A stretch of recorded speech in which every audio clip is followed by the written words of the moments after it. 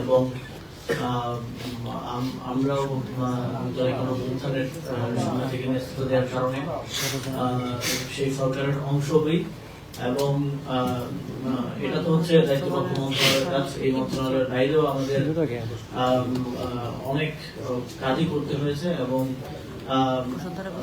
National policy আপনারা জানেন যে বিভিন্ন বিষয়ে এই জুলাই গণঅভ্যুত্থানের পরে সময়টা খুব চ্যালেঞ্জিং ছিল এই সরকারের জন্য এবং আমার মন্ত্রণালয়ের বাইরেও বাংলাদেশের মানুষের জন্য, যুবকদের জন্য আরো অনেক উদ্যোগ গ্রহণের ক্ষেত্রে কাজ করার চেষ্টা করেছি। যদি উদাহরণ দিই, আমাদের যেই আমরা নিজেরও এটা নিয়ে আন্দোলন করেছিলাম যে 1400 টাকা 2000 টাকা হচ্ছে লাগে চাকরিতে আবেদন করতে, সেটা জনপ্রশাসন মন্ত্রণালয়ের সহযোগিতায় মাত্র 50 থেকে 200 টাকার মধ্যে নিয়ে আসা গেছে। এছাড়াও এরকম আরো উল্লেখযোগ্য আরো অনেক উদ্যোগ, অনেক কাজ বিভিন্ন মন্ত্রণালয়ের মাধ্যমে আমরা বাস্তবায়ন করার চেষ্টা করেছি, যেটা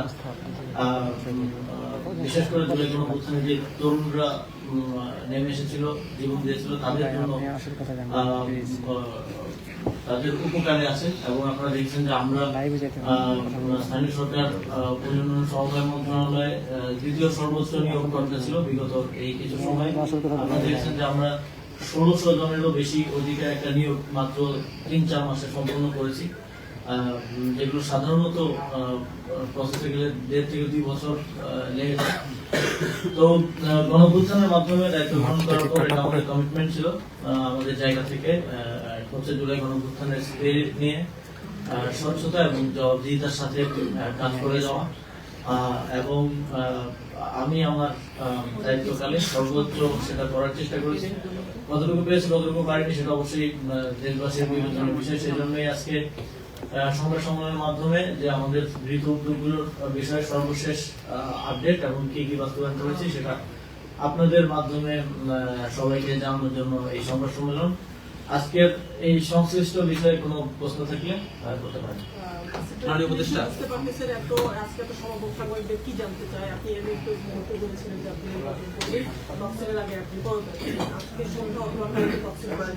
সেক্ষেত্রে আপনার জায়গাটা যদি পরিষ্কার করেন, আপনি নির্বাচন করবেন, কোথায় করবেন, কোন দল থেকে করবেন, আপনি ছাড়া মানে কখন পদত্যাগ করছেন, এরকম নানা প্রশ্ন করছেন। আমি নির্বাচন করবো এটা স্পষ্টভাবেই বলা যায়, কিন্তু কোথায় করবো, কোন দল থেকে করবো সেটা পরবর্তী ডিসকাশন। আমরা এখন একটা পর্যায়ে আছি, পরের পর্যায়ে সেটা সবার সামনে আসবে। আর অন্য যে বিষয়ে প্রশ্ন করলেন সে বিষয়ে আমার কোনো কিছু বলার ইখতিয়ার নেই, সেটা আমাদের মাননীয় প্রধান উপদেষ্টার কার্যালয় থেকে আপনাদেরকে যথাসময়ে জানিয়ে দেওয়া হবে। পদত্যাগ করছেন কখন? পদত্যাগ কখন করছেন?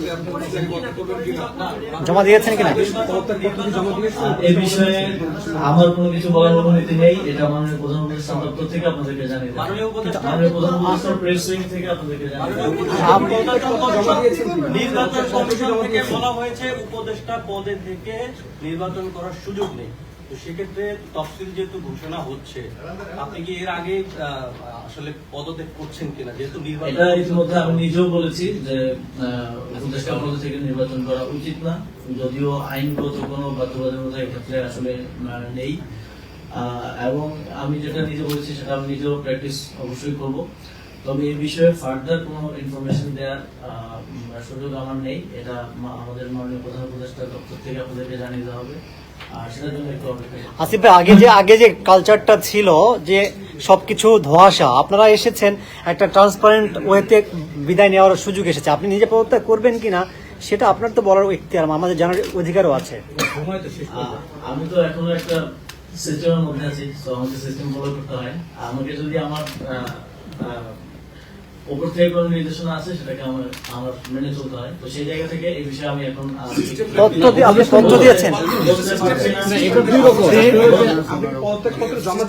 এটা মাননীয় প্রধান উপদেষ্টা দপ্তর থেকে আপনাদেরকে জানিয়ে দেওয়া হবে।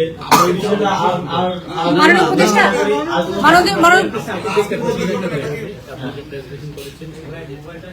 দায়িত্ব পালন করেন, যেহেতু নির্বাচন আপনি এতদিন দায়িত্ব পালনের ক্ষেত্রে উপদেষ্টা হিসেবে খুব গুরুত্বপূর্ণ ঘটনা, সবচেয়ে তিক্ত ঘটনা যেটা আপনি হয়তো বিদায় নেবেন, এরকম একটা অভিজ্ঞতা যদি সেভাবে আসলে ডিসক্রিমিনেট ভাবে চিন্তা করার মতো সময় হয়নি। তবে এই দায়িত্বে থাকাকালীন অবশ্যই আওয়ামী লীগের বিদায় নেওয়ার পরে বাংলাদেশের বাক স্বাধীনতা পুনঃপ্রতিষ্ঠিত হয়েছে। তবে আমি মনে করি কোনো কোনো ক্ষেত্রে আমার ক্ষেত্রে বাক স্বাধীনতার অনেকে অপপ্রয়োগ করেছেন, অনেক সংবাদ মাধ্যমও করেছে, যদিও আমাদের জায়গা থেকে আমরা সেটা পরিষ্কার করার চেষ্টা করেছি। বাক স্বাধীনতা থাকবে এবং সেটা যেন প্রকৃত ব্যবহারটাও সবাই নিশ্চিত করে, সদ্ব্যবহারটা নিশ্চিত করে, এটাই আমার প্রত্যাশা থাকবে। এবং আপনারা করবেন, এটাই প্রত্যাশা থাকবে। মিনিস্ট্রি কেন্দ্রিক অভিজ্ঞতা, যে কয়েকটি মিনিস্ট্রিতে আপনি দায়িত্ব পালন করছেন সেই কেন্দ্রিক অভিজ্ঞতা, যেহেতু আজকে আপনার উন্নয়নের ফিরিস্তি আপনি দিয়েছেন, ভালো মন্দ একটু বিশাল যদি বলেন। অনেক ধরনের অভিজ্ঞতাই হয়েছে, অনেক কিছুই হয়তো বলা যায় না। তো আসলে এই ধরনের পর্যায়ে কাজ করতে গেলে নানা ধরনের জটিলতা যেমন আছে। বিগত এই প্রায় 1.5 বছরে আমার মনে হয় যে আমি এর আগে আমার জীবনে প্রায় প্রতি বছরে যা শিখেছি তা এই 1.5 বছরেই তার থেকে অনেক বেশি শিখতে পেরেছি। আমার জন্য একটা লার্নিং প্রসেস ছিল।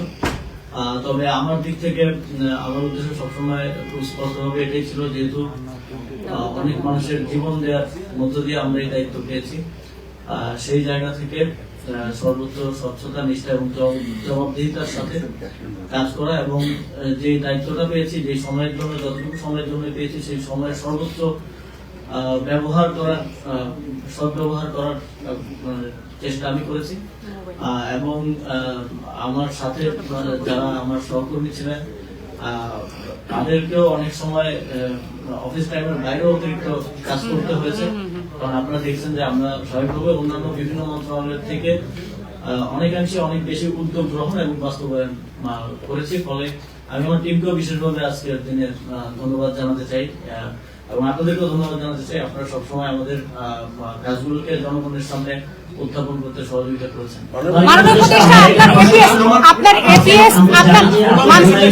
ধারণ করে একটি দল গঠন করা হয়েছে, এনসিপি। দল গঠন করার আগে যখন জুলাই আন্দোলনে আপনারা সবাই একসাথে ছিলেন, আপনি পদত্যাগ করবেন আজকে না হয় কাল, সেটা আমরা হয়তো জানবো। আপনি আজকে নির্বাচনের ঘোষণা দিয়েছেন, এই যে যাদের সাথে আপনি একসাথে আন্দোলনে ছিলেন, স্বৈরাচার বিদায় করেছেন, আপনি পদত্যাগ করে কি ওই দলের সাথে আপনি নির্বাচন করবেন অথবা অন্য কোনো দলের সাথে ভোট করবেন? এই বিষয়টা আসলে তো ভরসা রাখার প্রয়োজন কেন মনে করছেন? অথবা আপনি এনসিপির সাথে নির্বাচন করবেন, সেটা ঘোষণাতে মানে স্পষ্ট করবেন কিনা? ভরসা রাখছি না এই বিষয়ে। আসলে সত্যিকার অর্থেই কোনো সিদ্ধান্ত হয়নি এখন। আর এই বিষয়ে যদি চূড়ান্ত সিদ্ধান্ত হয় তাহলে আপনারা সবাই জানতে পারবেন। এবং যে দলের কথা বললেন, অবশ্যই যারা গণঅভ্যুত্থানে আমার সহযোগিতা ছিলেন তারাই সেই দলটা করেছে। তবে আমি আরো অনেক আগেই বলেছি যে এটা ধরে নেওয়া ঠিক হবে না যে আমি সেই দলেই যুক্ত হবো বা অংশগ্রহণ করবো। তবে আশা করি আগামী কয়েকদিনের মধ্যে সবকিছু পরিষ্কার। মাননীয় উপদেষ্টা, আপনার এপিএস মোয়াজ্জেমের বিরুদ্ধে দুর্নীতির একটা অভিযোগ ছিল, আমার জানার মধ্যে বিএনপি জানাতে মাননীয় উপদেষ্টা, অনেক ধরনের স্পেকুলেশন হয়েছে।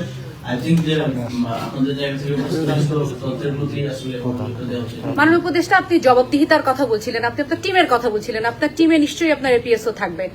ওনার বিরুদ্ধে দুর্নীতির একটা অভিযোগ উঠেছিল এবং সেই তদন্ত দুদকে ভাটা পড়েছে, সেই বিষয়টি কিন্তু আপনি নজরে দায়িত্বে থাকা অবস্থায় আনেননি। তাহলে স্বচ্ছতার বিষয়টা আসলে কোথায় আসলো?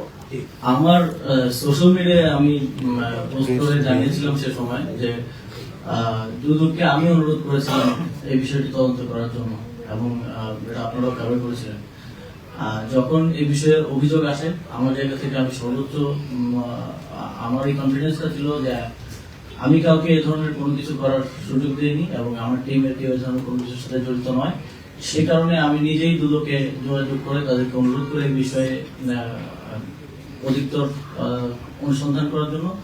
দুদক সে বিষয়ে অনুসন্ধান করেছে। এখন পুরোটা বিষয় দুদকের এখতিয়ারাধীন। এই বিষয়ে দুদক আপনাদেরকে জানাতে পারবে যে সর্বশেষ আপডেট কি। আপনি কত আগে বলেছিলেন যে আরো অনেকেই নির্বাচনে অংশগ্রহণ করবেন, একটু পরিষ্কার যদি করেন, উপদেষ্টাদের মধ্যে এমন কেউ আছেন নাকি সরকারে তারা আছে, তাদের কেউ পদত্যাগ করছেন না এখন পর্যন্ত? আমি আসলে অন্য কারোর পক্ষ থেকে কিছু বলার মতো অবস্থানে নেই। জাস্ট 2 দিনের মধ্যে সবকিছু পরিষ্কার হয়ে যাবে।